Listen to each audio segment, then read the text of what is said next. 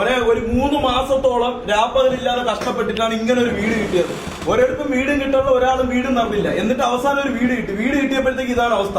രാത്രി 2 മണി 3 മണി 4 മണി ഈ സമയത്തൊക്കെ വെളിയിൽ വന്ന് ബൈക്കിന്റെ ഒച്ച ഉണ്ടാക്കുക, അവിടെ നിന്ന് തൊപ്പി ഉറക്കെ വിളിക്കുക, അപ്പുറത്തുള്ള വീട്ടുകാർക്കെല്ലാം ചീത്ത വിളി നമുക്ക് കേൾപ്പിച്ചു തരിക. എന്നിട്ട് രാവിലെയാണെന്നുണ്ടെങ്കിൽ ചോദിക്കാതെ മതിലാടി വരിക. മതില് ചാടുന്ന ആൾക്കാരോട് ഞങ്ങൾക്ക് പറയാനുള്ള ആളുണ്ടെങ്കിൽ ഇട്ടെന്ന് പറയും, ആളില്ലെങ്കിൽ അതേ കണക്ക് വന്ന സ്പോട്ടിൽ അതേ കണക്ക് വിട്ടോളാം. മനസ്സിലായി അല്ലെ? ഞാൻ ഇവിടെ ഇല്ല, ഞാൻ ഇത് അവിടെ ഇരുന്നിട്ട് കണ്ണൂർ ഇരുന്നിട്ട് തന്നെ പറയും. ഇല്ലാത്തവർ ഇല്ലാത്ത രീതിയിൽ അങ്ങ് വിട്ടോളാം. പിന്നെ ഇവിടെ നിന്ന് പ്രശ്നങ്ങളും കാര്യങ്ങളും ഉണ്ടാക്കല്ലേ. ഇനി ഒരേ ഒരു കാര്യം മാത്രമേ മോനെ പറയാനുള്ളൂ. മതില് ചാടി ഏവനെങ്കിലും ഇനി കോമ്പൗണ്ട് അകത്ത് കയറിയ ഉറപ്പായിട്ട് കാലിലെ മുട്ടയിലെ ചിരട്ട ഞാൻ ചവിട്ടി ഓടിക്കും. അതിന് ഒരു മാറ്റവും ഇല്ല. ഏത് കുണ്ണയായാലും എനിക്കൊരു മൈരും ഇല്ല.